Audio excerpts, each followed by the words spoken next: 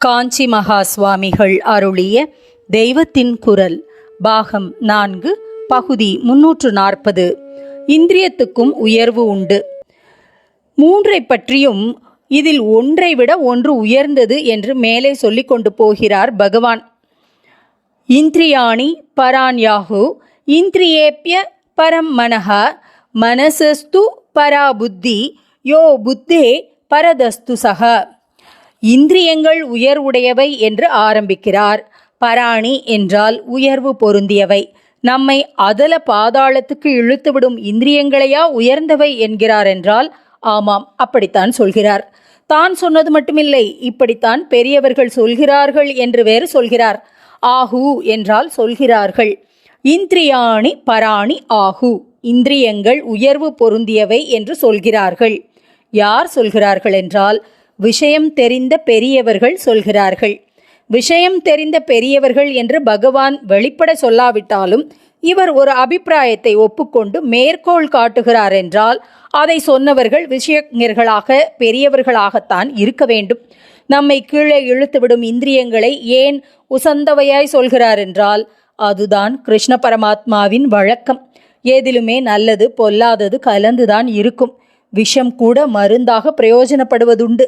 அந்த மாதிரி எதிலேயும் இருக்கிற நல்லதை பகவான் ஸ்லாகிக்க வேண்டிய இடத்தில் ஸ்லாகிக்கக்கூடிய அளவில் ஸ்லாகித்து பேசுவதே அவர் வழக்கம். கெட்டது பண்ண ரொம்ப இடம் கொடுப்பதாக ஆனாலும் தனக்குள்ளே துளி போல நல்லதும் உள்ளதாக ஒன்று இருக்கிறது. அதை ஒருத்தன் அடியோடு விட்டால்தான் நல்லது என்று உள்ளபோது கூட இப்போது அவன் இருக்கிற பக்குவமற்ற ஸ்திதியில் அப்படி அடியோடு விட அவனால் முடியுமா என்று பகவான் பார்ப்பார். அவர் ஆஹு என்று குறிப்பிடுகிற பெரியவர்களான நமது தர்மசாஸ்திரக்காரர்களும் பார்ப்பார்கள். அப்படி அடியோடு விட்டுவிட அவனுக்கு உறுதி போதாது என்பதால் அவனை கொஞ்சம் கொஞ்சமாக விட பண்ணுவதற்கு வசதியாக வழி போட்டு தருவார்கள். அதிலே உள்ள நல்லதை காட்டி இப்படி அதை பண்ணி முடித்த நல்லதுகளில் அவனை செலுத்துவார்கள். அதாவது அடியோடு விடாமல் கெட்டது பண்ண இடம் இருப்பவற்றை மட்டும் விட பண்ணுவார்கள். இப்படியே போனால்தான் அப்புறம் அடியோடு ஒன்றை விடுகிற பக்குவம் ஏற்படும். பணத்துக்காக பகவானை பிரார்த்தனை பண்ணுவது தப்புதான். கஷ்டம் போகணும், வியாதி தீரணும் என்று பிரார்த்தனை பண்ணுவது கூட விவேகம் இல்லைதான். பகவானுக்காகவே பகவான் என்ற பிரேமையோடு செய்கிற பக்திதான் நிஜமான பக்தி. ஆனால் பகவானோ கீதையில் இன்னோரிடத்தில் இப்படி பணத்துக்காகவும் கஷ்ட நிவர்த்திக்காகவும் பிரார்த்திக்கிறவர்களை கூட உயர்ந்தவர்கள் என்கிறார். உதாரா என்று சொல்லியிருக்கிறார். ஏன் அப்படி சொல்கிறார் என்றால் பிரார்த்தனை செய்வது எதுவோ ஒன்றுக்காக பகவான் என்று ஒருத்தனை நினைப்பது, நம்மால் முடியாத ஒன்றை செய்கிற மகா சக்தன் அவன் என்பதால் அவனிடம் வேண்டிக் கொள்வது. இதிலேயே நம் வேண்டுதலை நிறைவேற்றி வைக்கும் அருள் மனசு அவனுக்கு உண்டு என்ற நம்பிக்கையும் இருக்கிறது. இப்படி அநேக நல்ல விஷயங்கள் பணத்துக்காகவும் கஷ்ட நிவர்த்திக்காகவும் பிரார்த்திப்பதில் கூட இருக்கத்தானே செய்கின்றன. அதனால்தான் இப்படி பிரார்த்திப்பவர்களையும் உசந்தவர்களாக சொன்னார். ஏதோ ஒரு தினசில் என்னிடம் வந்துவிட்டால் போதும், அப்புறம் சரியான தினசில் வரும்படியான பக்குவத்தை அவனுக்கு கொஞ்சம் கொஞ்சமாக தந்துவிடலாம் என்று நினைத்துத்தான் அப்படி சொன்னார். அன்போடு அவரை நினைக்கணும் என்பது கூட இல்லை.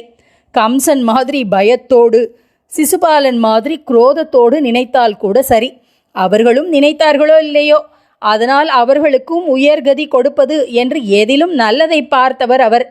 அநேக கெட்டதில் துளி நல்லது இருந்தாலும் நல்லதை என்கரேஜ் பண்ணிக்கொண்டே போய் அப்புறம் நல்லது கெட்டது இரண்டையும் விட்டுவிடும்படி பண்ணுவார். இதுதான் நம் வேத தர்மத்தின் வழி. இங்கே நல்லது கெட்டது இரண்டையும் முடிவிலே தள்ளுவது பற்றி குறிப்பிட்டேன். நல்லதை ஏன் தள்ளணும் என்ற கேள்வி எழலாம். அதற்கு அப்புறம் வருகிறேன். அத்வைதம் என்பதன் தாத்பரியமே இப்படி இரண்டையும் தள்ளுவதில்தான் இருக்கிறது. பணத்தால் தான தர்மமும் பண்ணலாமோ இல்லையோ? ஒருத்தனுக்கு வியாதி அல்லது வேறே கஷ்டம் தீர்ந்தால்தானே அவன் பகவானை நிச்சிந்தையாய் தியானிக்க முடியும், சமூகத்துக்கு தொண்டு பண்ண முடியும். ஆனபடியால் இதுகளையும் வேண்டுகிறவர்களுக்கு கொடுத்து அவர்களை உதாரர்கள் லிஸ்டில் சேர்த்து கொள்வார். முடிவிலே தானமோ தர்மமோ வியாதியோ கஷ்டமோ எதுவுமே ஒருத்தனுக்கு ஒரு பொருட்டாக இருக்கப்படாதுதான். இதெல்லாமே மாயா பிரபஞ்ச சமாச்சாரம் என்று அவன் தள்ள வேண்டியதுதான். ஆனால் ஆரம்ப தசையில் இதை ஒருத்தனுக்கு சொன்னால் சரிப்படாது. அவன் தானம் வேண்டாம் என்பதை தவறாக புரிந்து கொண்டு தயாதாட்சண்யமில்லாத குரூர சிந்தனையாக ஆவதற்கு விடக்கூடாது. வியாதி நமக்கில்லை என்று வைராகியத்தை பெறாமலே அதை குணப்படுத்தி கொள்ளாமல் விட்டானானால் அப்புறம் அவன் 2 மடங்கு அழக்கூடும். கஷ்ட சுகத்தை சமமாக பார்க்க அபியசிப்பதற்கு முந்தியே கஷ்டம் வந்தால் வரட்டும், அதற்காக பிரார்த்திப்பதில்லை என்று வைத்து கொண்டானால் அப்புறம் அந்த கஷ்டத்தை இன்னும் பெரிசாக வளர விட்டுவிட்டு அதிலிருந்து விடுபட்டு டிட்டாச்சாக நிற்க தெரியாமல் ரொம்பவும் அவஸ்தைப்பட நேரிடும். நம்முடைய சாஸ்திரங்களை கொடுத்த பெரியவர்களும் எல்லா சாஸ்திரங்களையும் கடைந்தெடுத்து கீதையாக கொடுத்திருக்கிற பகவானும் இப்படி பல காரணங்களை உத்தேசித்து குறிப்பாக ஒரு சாதாரண மனுஷன் இருக்கப்பட்ட மனநிலையை கவனத்தில் கொண்டு அப்படிப்பட்டவர்களை கவருகிற விஷயங்களில் அங்கங்கே ஏதோ நல்லது இருந்தாலும் அந்த அளவுக்கு அதிலே அவன் ஈடுபடுவதற்கு அனுமதித்து வழிப்படுத்தி தந்திருக்கிறார்கள். இம்மாதிரி தான் இந்திரியங்களை பராணி உசந்தவை என்று சொன்னது. எத்தனையோ அழகான தெய்வீகமான பரிசுத்த ஆனந்தமான அனுபவங்களையும் இந்திரிய துவாரா பெற முடிகிறதோ இல்லையோ. அம்பாள் சந்நிதியில் நெய் தீபம் போட்டால் அந்த தாசனையின் வழியாகவே இந்த மூக்கு சாநித்தியத்தையும் நமக்குள்ளே அனுப்புகிறதல்லவா.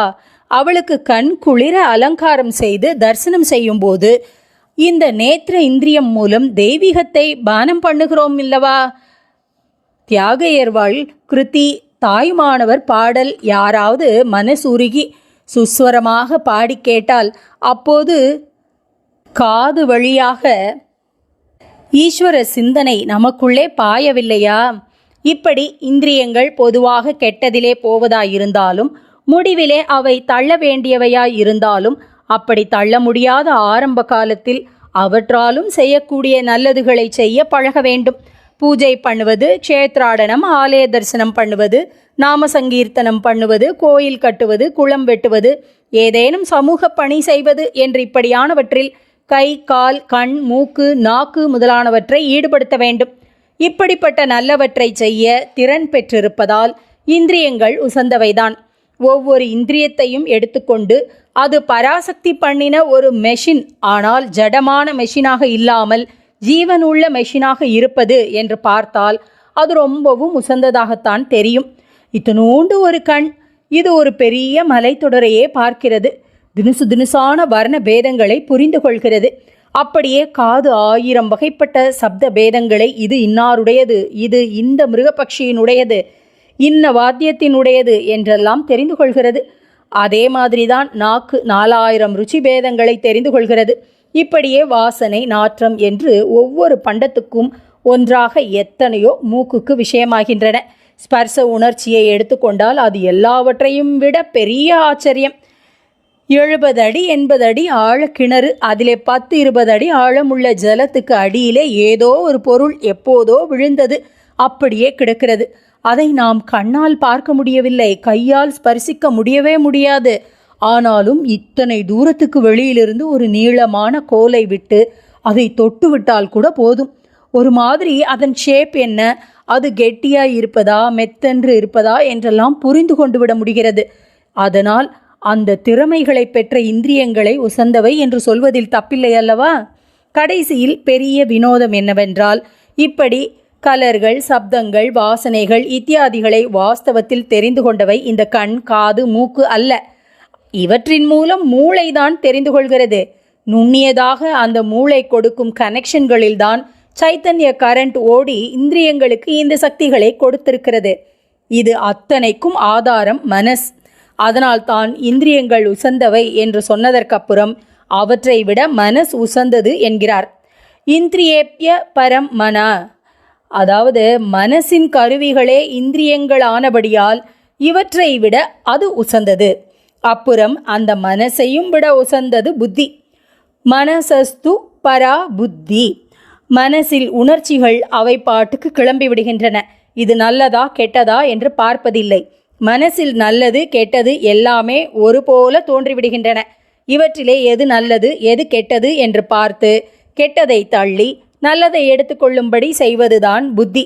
மனசிலே நிச்சயமில்லாமல் பல தோன்றும்போது அதிலே இதைத்தான் எடுத்துக்கொள்ள வேண்டும் என்று நிச்சயப்படுத்தி உறுதி செய்து தருவது புத்திதான். எது நன்றாயிருக்கிறது என்று அதை தேடி ஓடுவதே மனசின் வேலை.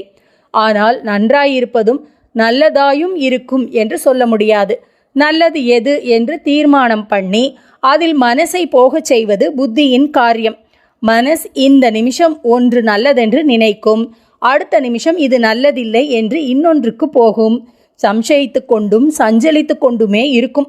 புத்தி இப்படி இல்லை. இது நல்லது, இது கெட்டது என்று அது உறுதியாக நிர்ணயித்துவிடும். மனஸ் புத்தி என்கிறவற்றுக்கு பல இடங்களில் அந்த இடத்தை பொறுத்து பலவிதமாக அர்த்தம் கொடுக்கும்போது இங்கே இப்படித்தான் அர்த்தம் செய்து கொள்ள வேண்டும்.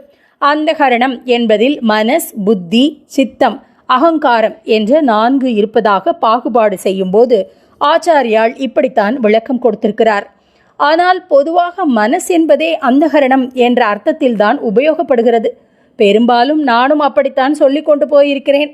அதாவது மனசிலேயே லோவர் ஹையர் என்று இருப்பதாகவும் இவற்றில் லோவர் தான் நல்லது கெட்டதுகளில் நிச்சயமில்லாமல் வெறுமே உணர்ச்சிக்கு நன்றாயிருப்பதில் ஓடுவதாக இருப்பது என்றும், நல்லதை நிர்ணயித்து ஜட்ஜ் பண்ணி கொடுக்கும் ஹையர் மைண்ட் அல்லது மேலான மனஸ்தான் புத்தி என்றும் சொல்லலாம். நல்லது கெட்டதில் நல்லதை நிச்சயப்படுத்தி தருவதே புத்தி என்று நாம் நடைமுறையில் வைத்து கொள்ளவில்லை. கெட்டதற்கு சாமர்த்தியமாக திட்டம் போடுவதை கூட புத்தியின் காரியமாகவே நினைக்கிறோம். கெட்டதோ நல்லதோ மனஸ் மாதிரி ஒன்றை பற்றி வெறும் உணர்ச்சி வேகத்தில் தாறுமாறாக 4 பக்கமும் ஓடிக்கொண்டிராமல் அதை பற்றிய ஒரு நிச்சயமான அபிப்பிராயத்தோடு தீர்மானம் பண்ணி திட்டம் போட்டு தருவதை புத்தியாக நினைக்கிறோம். ஆக எப்படி பார்த்தாலும் மனஸ் நிச்சயமில்லாதது, புத்தி நிச்சயமுள்ளது. முடிவிலே நல்லதும் இல்லை கெட்டதும் இல்லை, இரண்டும் மாயைதான். ஆத்மா தன்னுடைய நிஜ ஸ்திதியில் அந்தகரண சம்பந்தம் இல்லாமல், மனசின் சஞ்சல ஓட்டம் இல்லாமல், சஞ்சலத்தை போக்கி ஸ்திரப்படுத்தி தரும் புத்தியின் காரியமும் இல்லாமல் இருக்கிற போது எப்படி இருக்கிறது? அதாவது ஒரு ஞானியின் சமாதி நிலையில் எப்படி இருக்கிறது? அது நமக்கு தெரியாது. ஆனால் நமக்கும் ஒரு விதத்தில் அது மாதிரியான தூக்க நிலையை பற்றி தெரியும். ஸ்வப்னம் என்பதான அந்தகரண ஓட்டம் கூட இல்லாத ஆழ்ந்த தூக்க நிலையை சொல்கிறேன். அங்கே நல்லது என்று ஏதாவது தெரிந்ததோ, கெட்டது என்று ஏதாவது இருந்ததோ? இந்த இரண்டுமே ஆத்மாவுக்கு சம்பந்தமில்லாதவைதான். மாயையால் அந்தகரணம் கற்பித்துக் கொள்கிறவைதான். ஆக நல்லது கெட்டதை நிர்ணயம் பண்ணி தருகிற ஒசந்த காரியத்தை செய்யும் புத்தியும் கூட முடிவான உச்சநிலை அல்ல. காமம் அதிஷ்டானமாக ஊன்றி நிற்கும் 3 ஆதாரங்களில் புத்தியும் ஒன்று என்று பகவானே சொல்லியிருப்பதை முன்னே பார்த்தோமே. காமத்துக்கு அதிஷ்டானமாக உள்ள அது எப்படி முடிவான நிலையாக இருக்க முடியும்? நல்லது பொல்லாததுகளை எடுத்து காட்டுகிற புத்தியும் நல்லதோடு நின்றுதான் விடும். அதாவது அதற்கு நல்லதிலே காமம் என்று வைத்து கொள்ளலாம். அதற்கு மேலே போய் ஆத்மாவை காட்டி கொடுக்க அது பிரயோஜனப்படாது. தானாக தனித்து இருக்கிற ஆத்மாவை அதற்கு வேறான ஜீவன் மாதிரி ஆக்கி வைக்கிற மாயையின் சிருஷ்டிதான் நல்லது என்பதும் அதை நிச்சயப்படுத்தி தருகிற புத்தியும் கூட. மாயைக்கு மேலே போனால்தான் ஆத்மா லபிக்கும் என்னும்போது புத்தியையும் விட்டுவிட்டு அதற்கு மேலே போய்த்தானே ஆக வேண்டும். ஆனபடியால் புத்தி முடிந்த முடிவில்லை என்று ஆகிவிடுகிறதல்லவா?